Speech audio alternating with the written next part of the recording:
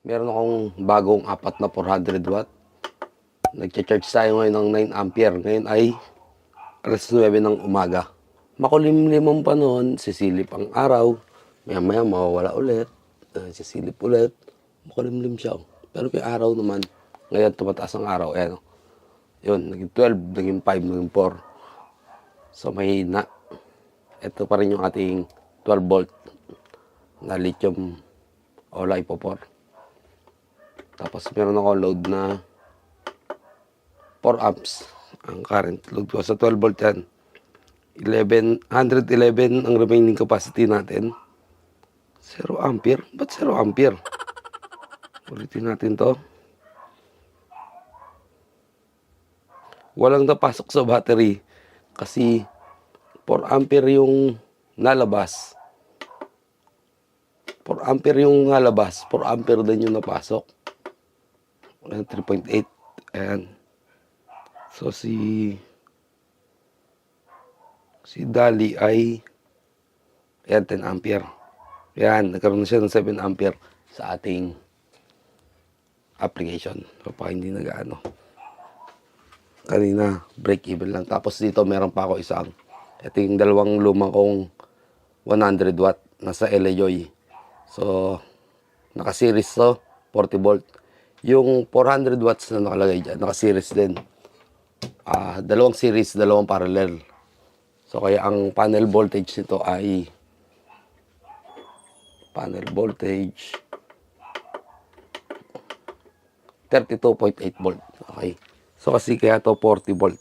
Dahil naka-open circuit pa yan. Ito pa lang yung kable niyan para sa salpa ko dito sa LiPo4. Dadalawin natin yung MPPT. Pagpasensya nyo na ang wiring. At ano yan, temporary lang yan. So, lagay natin to sa ito yung pupasok sa niya, nag-11, nagto-12. Ito naman si LA-Joy, 400 watts. Ito yung panel voltage, panel current. Sinet ko to sa 14.5. Ito yung output niya, 14.5 lang. Tapos, ito yung current niya, 0.05. Wala tayong load eh. Nandiyan na yung panel natin. So, hindi yan mabubuhay pag walang panel. Ito, isasalpa ko lang to dito. Ayan, nagkaroon siya ng amperahe.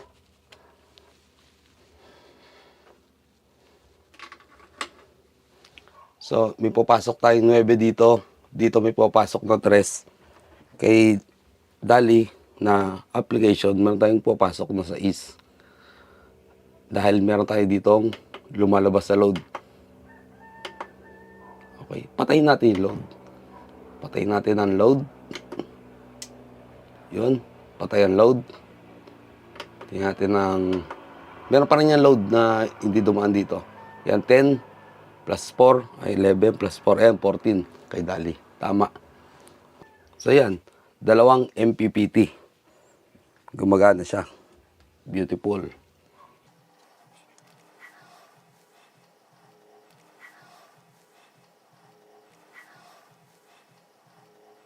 Seven plus 3 equals 10.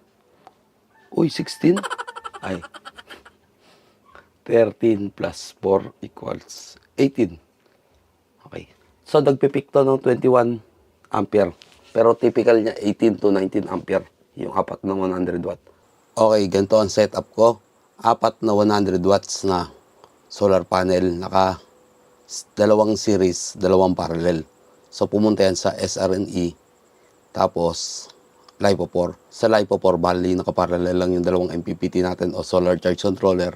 Ang dala-dala naman ng bagong LA-Joy ay yung dalawang lumang 100 watt na panel ko. So, ganyan lang siya kasimple. Gumagana siya kasi kanya-kanya silang manage ng solar panel. Kasi kung titingnan natin, ang 40 amps na SRNE na MPPT, 550 watts lang ang maximum na solar panel sa 12 volt system. So, kung papadala ko lahat ng 600 watts sa SRNE ay out of spec na tayo. Kaya ginawa kong dalawa. Tsaka kung napanood niyo yung video natin sa LA-Joy, itong LA-Joy ko, tiyatanggal ko yan dyan.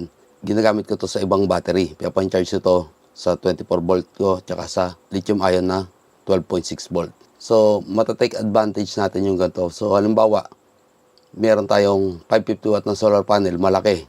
Tapos yung 100 watt na sa LA-Joy. So, pwede natin gawin yan. Applicable to lalo na sa mga ganito, yung magkaibang wattage pero isang battery lang tayo. So wala namang problema, hindi mag-overcharge dahil itong MPPT na to o solar charge controller, imamanage siya tong panel na to para i-charge yung battery. So kapag full na ang battery natin, ikakat niya na yung charging niyan. Ganun din dito sa kabilang side ng MPPT. So kanya-kanya sila, hindi nila alam o hindi sila nag-uusap na iisa lang yung battery nila. Kailangan lang natin dito tamang setting sa kanya-kanyang charge controller.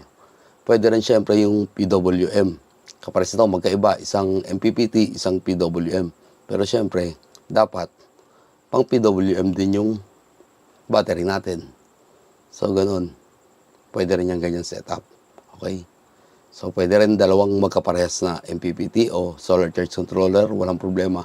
Basta hanggat nasa compatibility tayo o nasa spec tayo ng charge controller, pasok sa yung spec ng solar panel niya, pasok yung battery niya, o yung kaya niya i-charge ang battery niya, walang problema. Kahit mas maliit yung charge controller pero pares sila, walang problema. Pwede rin syempre, kahit tatluin natin yung charge controller, halimbawa yung ganitong setup, pwede rin yan. Basta tama ang setting nito, tama ang setting nito, tama ang setting nito. So yun lang, hanggang dito na lang. Maraming salamat sa panonood at sana may natutunan kayo sa video na to.